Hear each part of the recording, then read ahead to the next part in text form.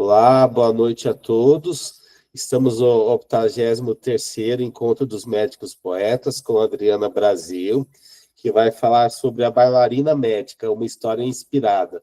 Com a palavra, Adriana. Máximo, muito obrigada pela oportunidade de surfar nessa faixa vibracional. Eu acho que a nossa ideia hoje é compor uma configuração que, de fato, mude alguma parte da nossa vida dentro de tudo que a gente constrói no dia a dia, né?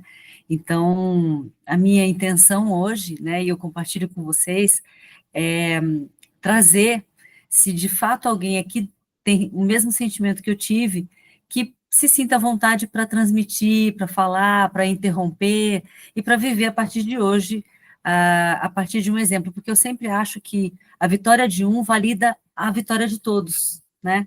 A experiência de um interfere na experiência do outro. Então, eu sou muito grata. Inclusive, eu te conheci por um desejo, né, de viver a arte, viver a Adriana, não só a Adriana médica, mas em outras áreas também.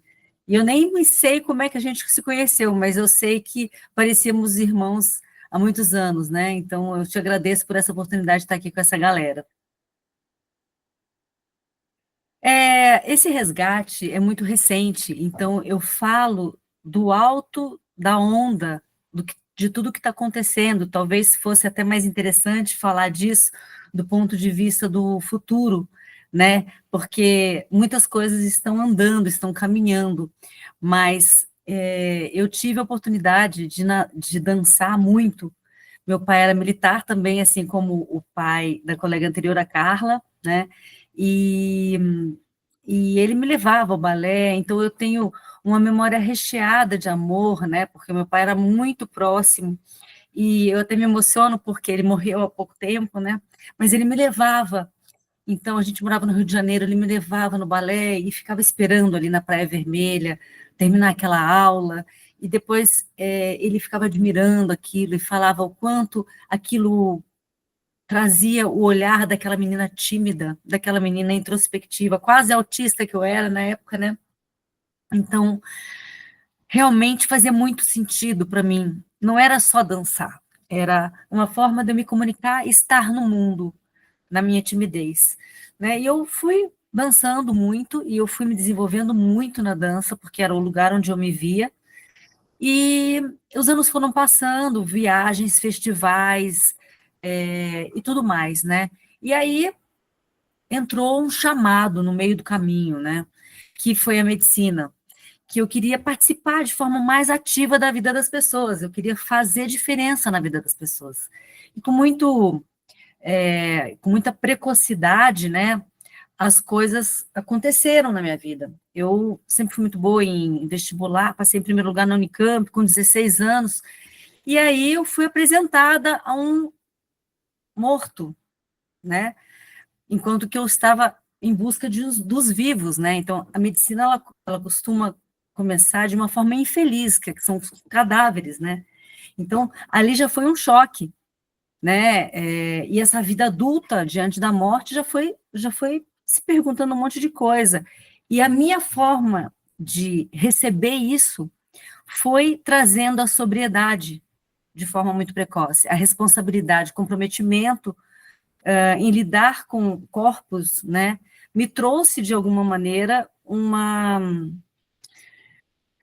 mecanicidade, eu não sei dizer direito exatamente como é que foi, mas aquela bailarina foi recrudescendo. Aos 17, não conseguia mais conciliar a medicina e a dança. Na sequência, a forma mais intervencionista que eu achava que a gente podia lidar com os corpos era através do bisturi. Isso foi se agravando, né? Eu digo se agravando porque na cirurgia de cabeça e pescoço você tem mais ainda, né? Essa coisa deflagrada, né? De desconfigurar faces e arrancar pedaços e reconstruções, enfim. O meu ser me levou para esse lugar que abandonou de alguma maneira a bailarina. Eu cismei, também muito cedo, com 23 anos, com a prevenção como sendo a forma de reverter os casos avançados de câncer de cabeça e pescoço. Então, eu desenvolvi um projeto, esse projeto deu muito certo, eu consegui muito dinheiro, construí um hospital de câncer para uma população de 400 mil habitantes na prevenção, e isso me trouxe mais seriedade ainda, mais responsabilidade ainda com menos de 30 anos. Né? A gente chamava o hospital de Hospital Ilumina, né? Hoje esse projeto já não existe dessa forma como eu o concebi nessa cidade, mas ele contemplava um programa de rastreio de câncer. Então, trouxe para 80% da população com câncer inicial. E eu transformei o hospital numa galeria de arte itinerante, piano de cauda, aromaterapia, dança circular. Então, essa bailarina, ela acabou saindo através de terceiros, né? Porque eu trouxe a arte como sendo expressão da saúde, que era o que eu sempre busquei, né? Nessa experiência. E eu acho que tem um episódio muito interessante que aconteceu. A minha filha de 7 anos, quando ela tinha 8, a minha filha de 12 hoje, quando ela tinha 6 para 7 anos, perguntaram para ela o que a mãe dela fazia. E como eu fazia muitos eventos na minha casa, porque na construção desse hospital tinha que unir muita gente, né? Um hospital 100% gratuito para a população, então eu tinha que fazer um departamento de desenvolvimento institucional muito grande, artistas, pessoas da sociedade, todo mundo, entre aspas, fazendo com que esse hospital virasse, né? Então eu fazia muitas reuniões e tal. E aí perguntaram para minha filha, mas o que sua mãe faz? A minha mãe é bailarina. Porque ela dança para cá, ela dança para lá, ela traz as pessoas no palco, e assim era, né? Muitos shows, cheguei a fazer show para o Chitãozinho Chororó para 15 mil pessoas. Então, dentro dessa cirurgia de cabeça e pescoço, a forma de eu expressar essa bailarina era fazendo arte, transformando o dinheiro das pessoas em capacidade de atender pessoas com câncer inicial. E assim foi. Deixa eu só pegar aqui o passa... Ah, tá aqui. E aí, essa inquietude ela foi, né, fazendo com que eu me fixasse naquilo que era mais cartesiano, com a minha alma inquieta, inquietando muita gente, né? E assim, eu me identifiquei como se eu fosse a própria Fundação Ilumina, como se eu fosse o próprio projeto, né? E cada vez me perdendo mais dessa bailarina. E aí vieram cenários que fizeram esse projeto recrudescer na cidade, que um dia eu conto essa história, e essa desconstrução trouxe para mim o seguinte, e agora?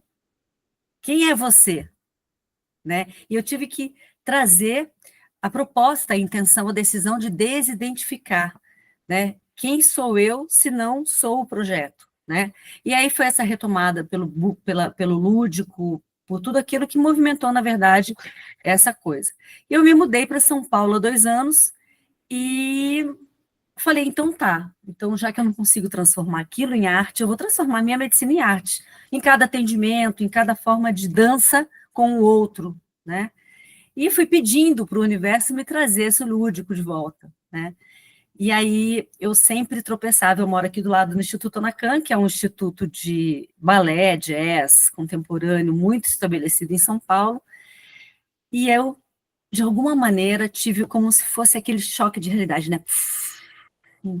E eu me lembrei, tudo de uma vez só, e eu entrei, eu resolvi entrar.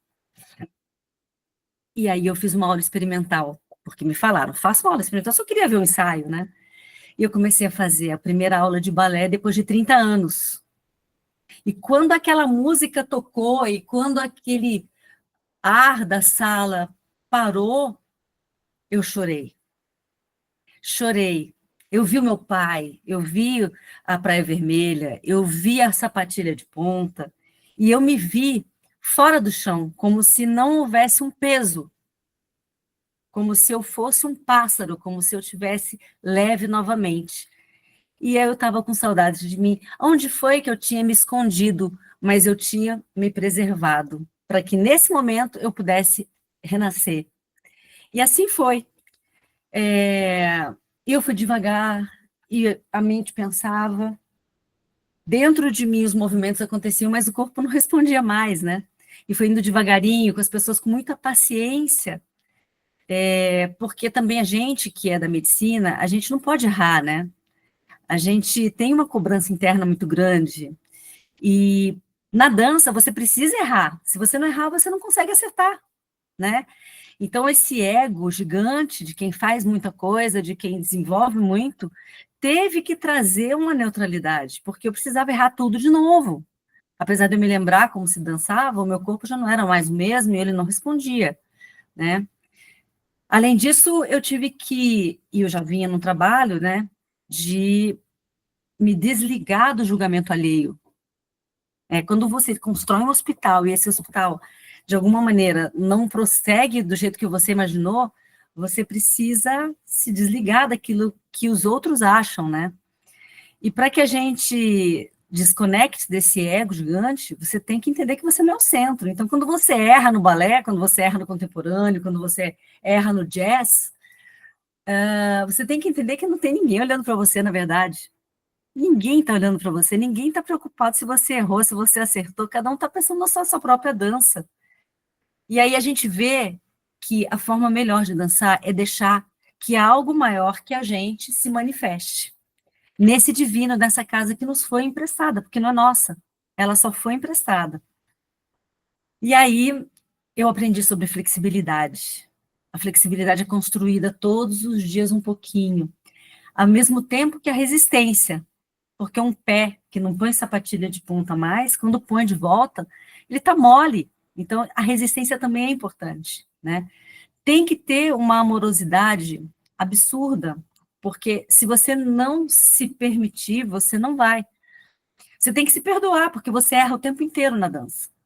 Tem que ter equilíbrio, e isso foi a coisa mais difícil. Quando eu comecei a dançar numa ventania, e caía, e não consegui dar uma pirueta mais, e não conseguia entender como que um pé poderia parar num lugar comigo em pé também. E acabou se tornando uma forma de meditação, uma forma de encontrar o centro no físico. O físico é uma ferramenta incrível, ela é a mais simples de todas que a gente tem, do emocional, do intelecto, do espiritual.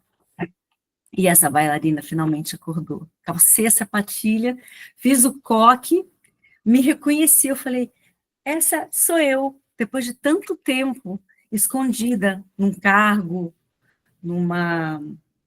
de alguma maneira, numa forma de ser, né? E a memória estava ali, no mesmo lugar.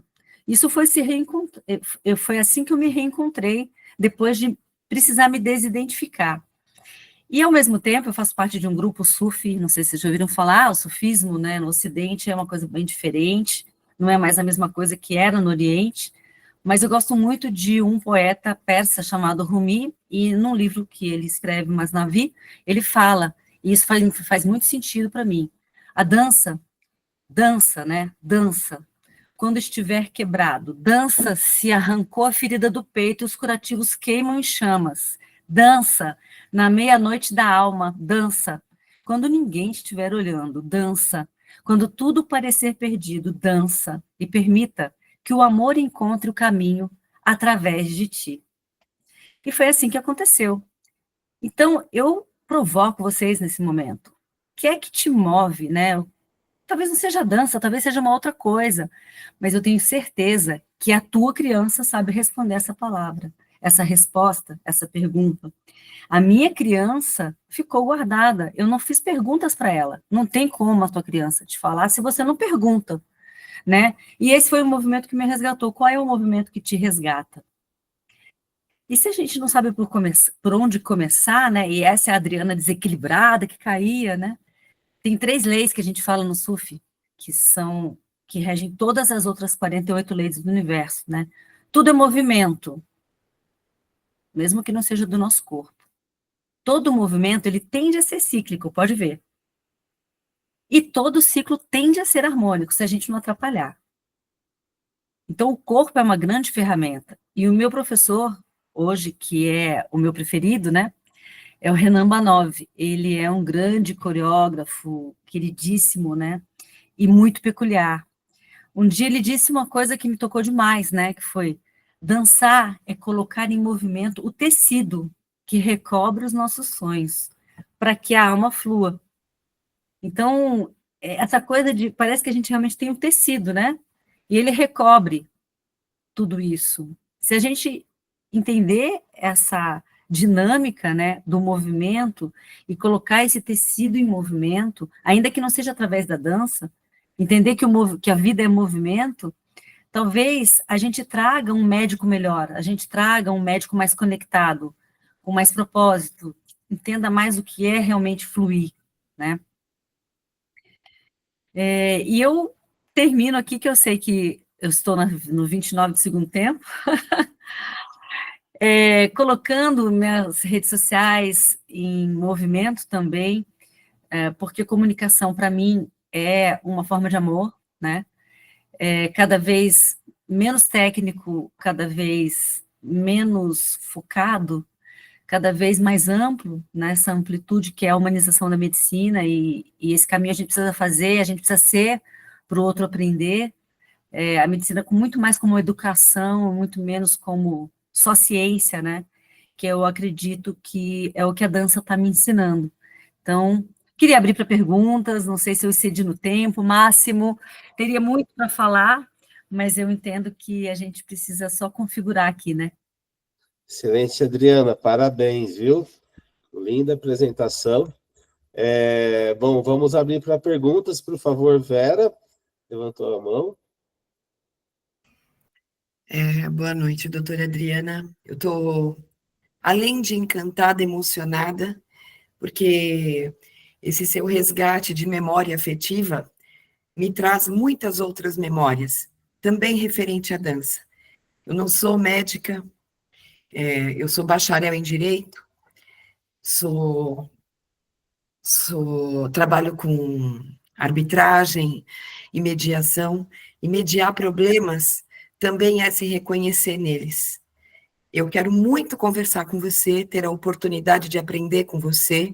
Eu estou realmente feliz de ter participado hoje, ainda que um pouco debilitada, estou febril, mas eu fiz questão de participar, porque a Carla é especial, e eu tinha certeza que a sua apresentação não seria diferente. Mas eu posso dizer que você, sinceramente, me trouxe uma alegria profunda.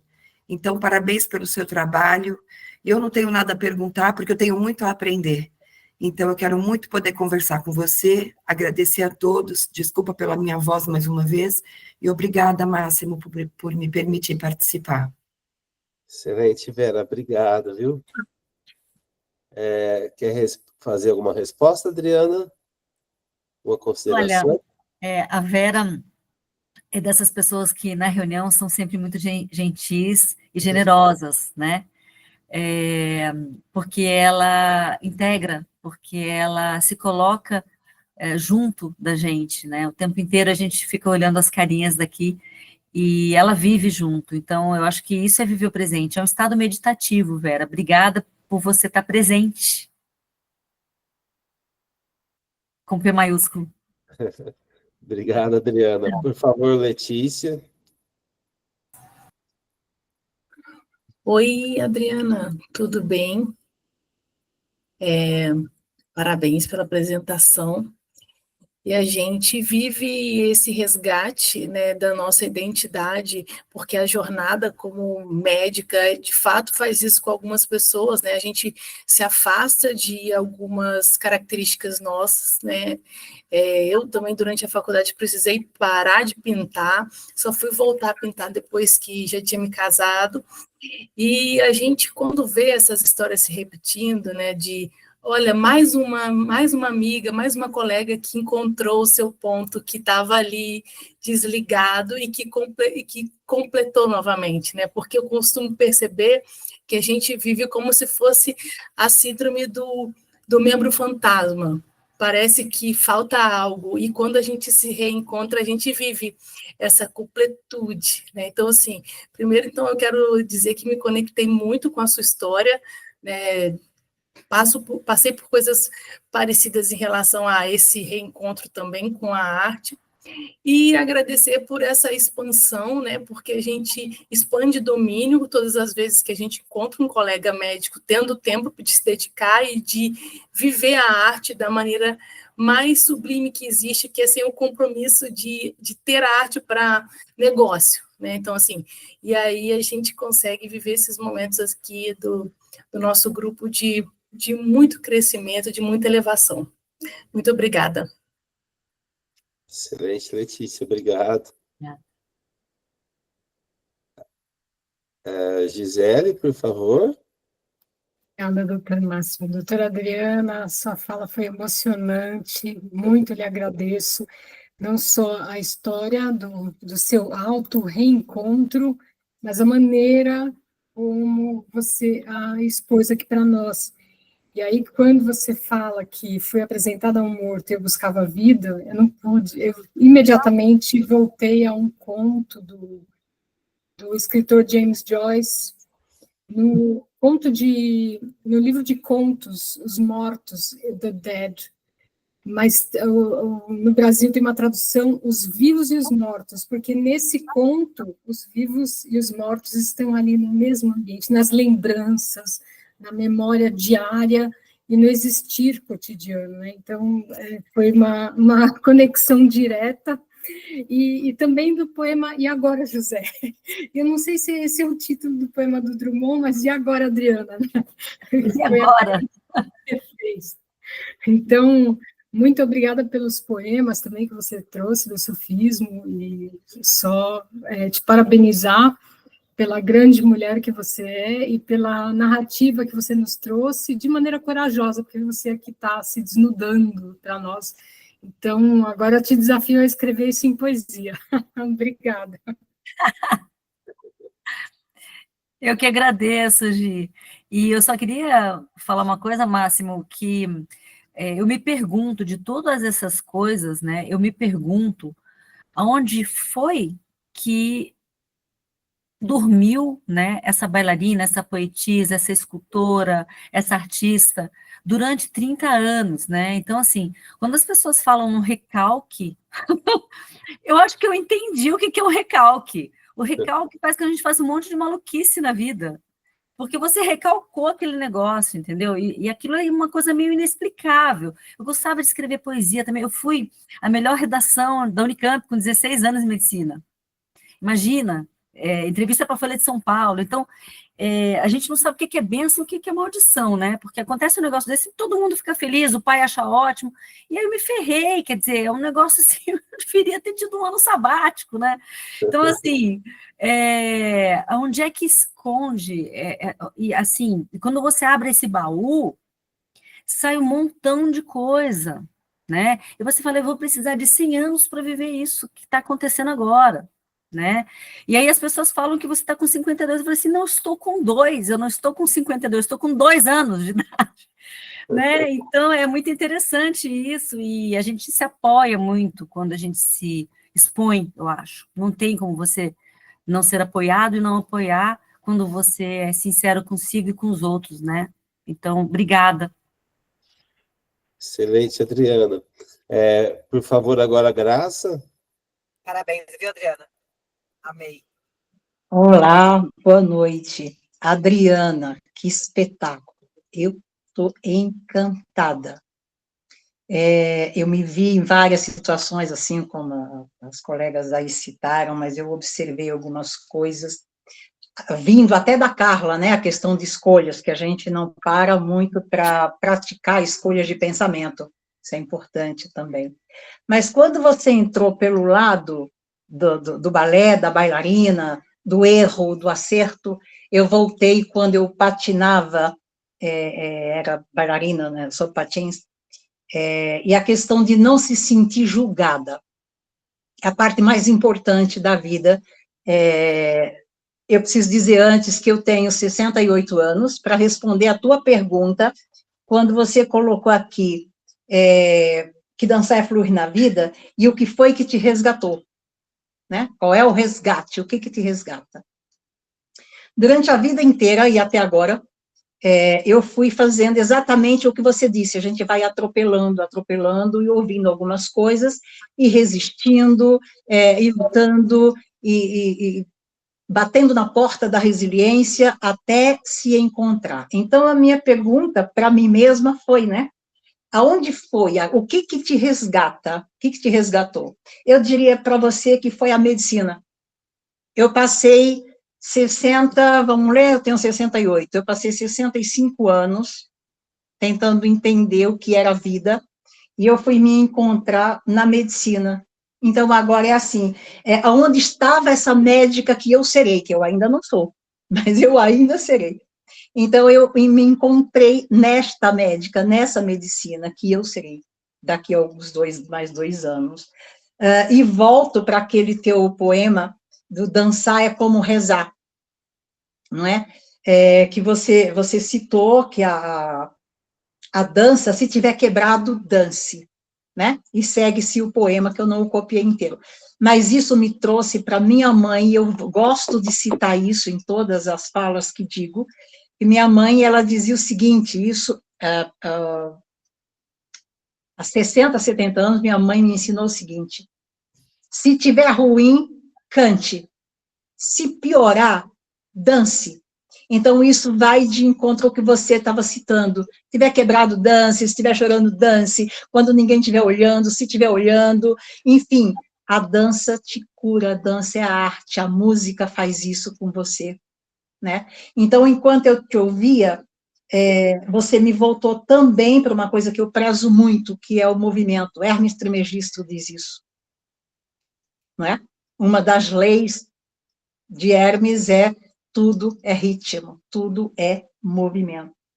E fecho com a completude da Letícia. Quando você chega aí, você encontra essa completude na vida. De modo que fica aqui os meus agradecimentos, meus mais penhorados agradecimentos, não só a você, mas em especial ao doutor Máximo, que me trouxe para essa oportunidade brilhante, também de compartilhar com vocês, de ter esse convívio, de poder participar e ouvir essas preciosidades. Gratidão imensa. E muito obrigada mesmo. Parabéns por tudo.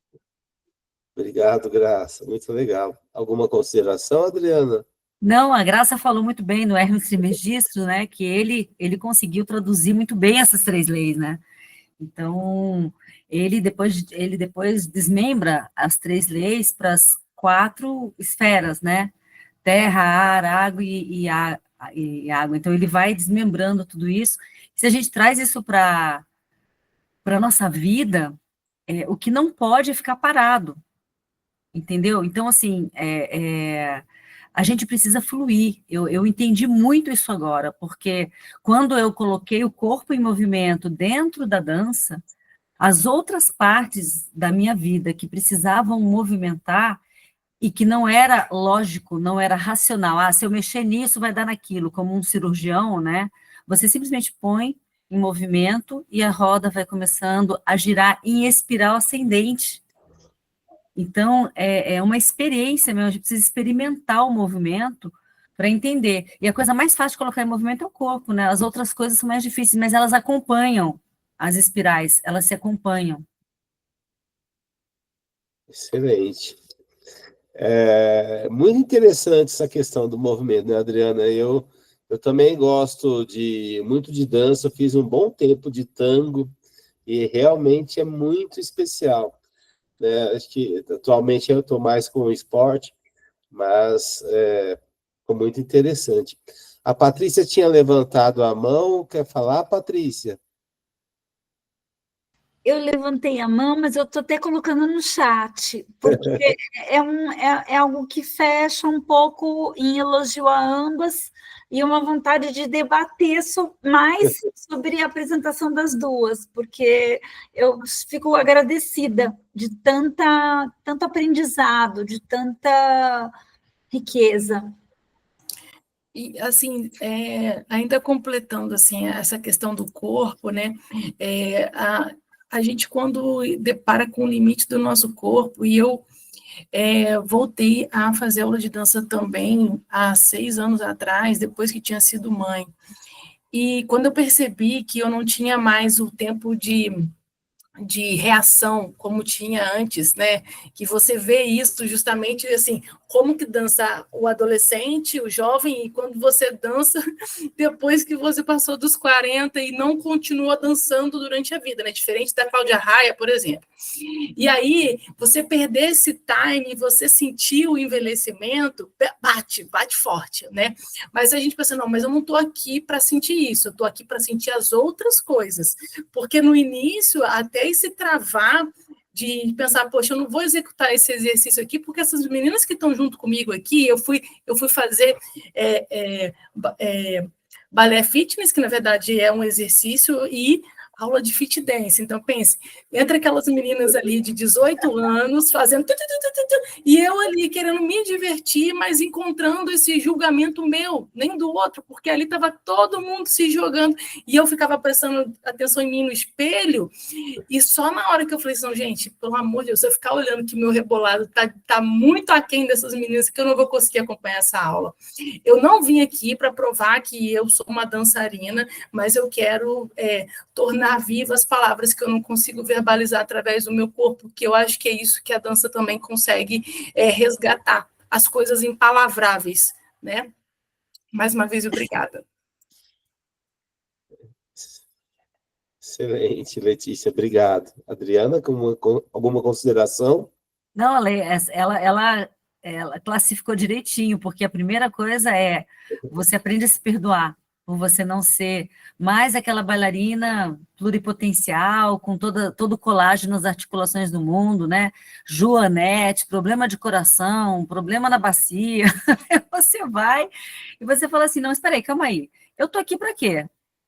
Eu tô aqui para me divertir, né? E aí você fala assim, nossa, para me divertir, eu nunca pensei em me divertir na minha vida, né? Com 16 anos já fazia um monte de coisa, né? Então, quer dizer, também se divertir passou a fazer parte do meu dia, né? E não é impossível. Hoje eu danço 2 horas por dia, quase todos os dias, pelo menos 3 vezes por semana, e eu coloco a minha agenda para depois das 10. Então, das 7 às 9, eu tenho que fazer balé, jazz, sapateado, porque é isso que me conecta mais rápido, né? Então, e você vai vendo que você vai evoluindo também, então você descobre coisas, é um mundo, assim, que eu super recomendo, sabe? Até para quem nunca dançou, porque é uma maneira lúdica de você se colocar em movimento. Excelente. Por fim, Andréa, por favor. Minha amiga, Minha parabéns. Eu tenho um texto que eu falava para minha filha mais velha. Eu falava assim, filha, seja fiel a você e terá amigos leais. Então, quando você falou que depois que você começou a organizar o seu mundo, todo o resto que te rodeava começou a entrar no trilho. Os astros começaram a se alinhar, não foi? Total. E eu tenho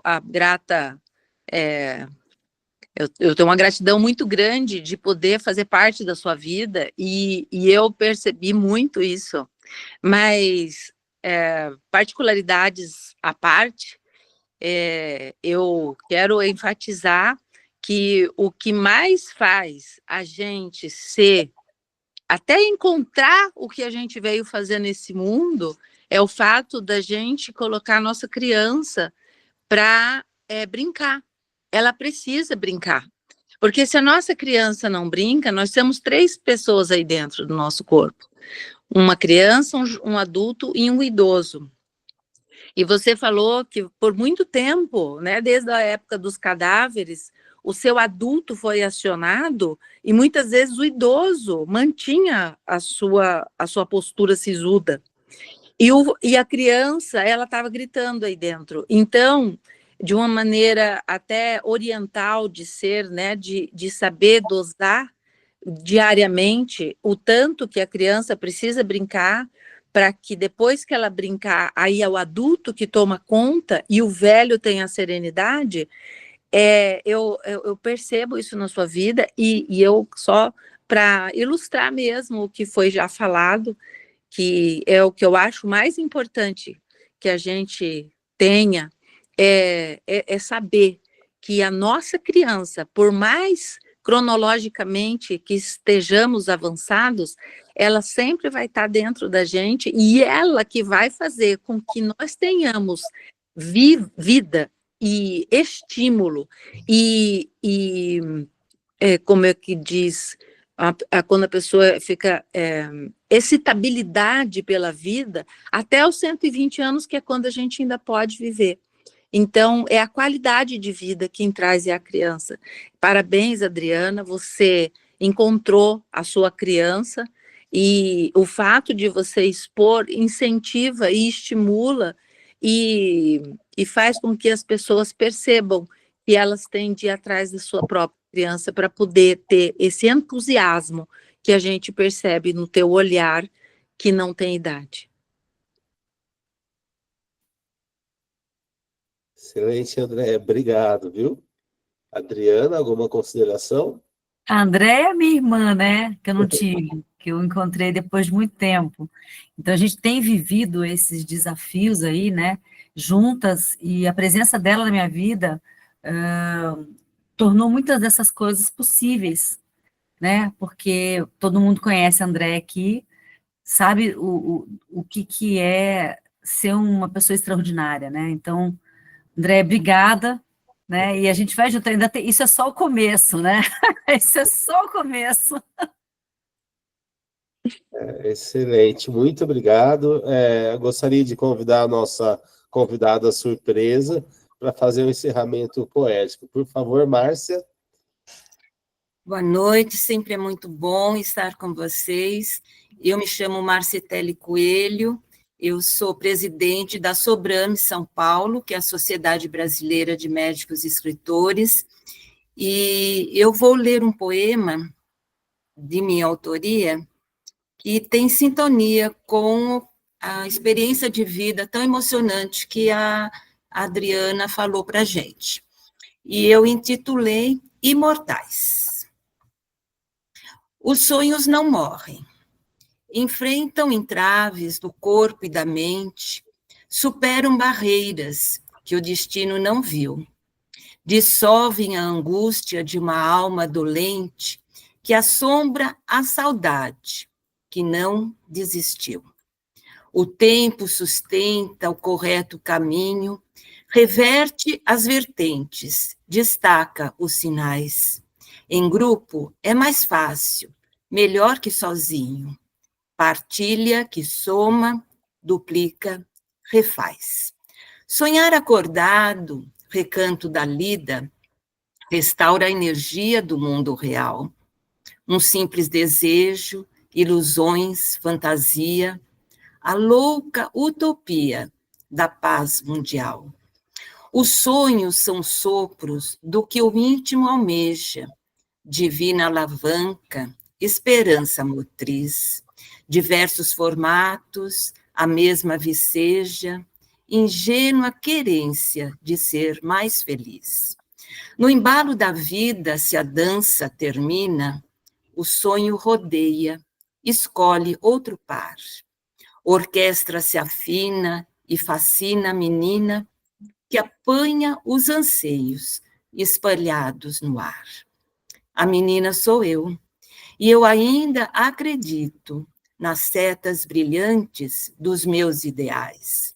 Por pura magia, refletem no escrito enredos e cenas, alegres finais. Quando hoje as sombras, enfim, se enternecem, estando a um passo a abrir os portais, descubro que os sonhos até adormecem, porém, de teimosos, não morrem jamais. Muito obrigada. Excelente, Márcia. Lindo Pode poema. falar. Parabéns. Que lindo, Márcia. Meu Deus, lindo demais. Lindo demais, gente. Olha, sabe quando o Roberto Carlos joga flores para as pessoas? Eu estou com vontade de jogar flor em todo mundo aqui, jogar flor na Adriana, e esse poema agora da Márcia foi essa tempestade de flores em cima da gente nessa quarta abençoada. Gente, eu estou muito feliz por participar de tudo isso e viver com vocês esse momento transcendental. Depois eu vou colocar o poema no grupo. Por favor, Márcia, lindo, viu? A Adriana até se emocionou, né, Adriana? Nossa Senhora, parece que realmente a gente tem que acreditar nessa conexão extra-humana, né, que nos une, porque não poderia ser algo mais conforme, né? Não poderia ser nada, fechou com maestria, né? Todo um sentimento que a gente quis expressar, ela colocou em palavras, né? Muito obrigada, gratidão, Márcia. Eu que agradeço por estar aqui, uma noite maravilhosa. Muito obrigado, viu? Eu também acredito muito na questão do sonho, a gente não consegue desistir do sonho. O universo, a vida acaba nos levando para ele até o momento que a gente se rende, se reencontra, né? Muito obrigado a todos. É uma satisfação estar com vocês. Uma boa noite e até a próxima. Tchau, tchau. Obrigado, cara. Obrigada, obrigada, gente. Tchau, pessoal. Tchau, tchau.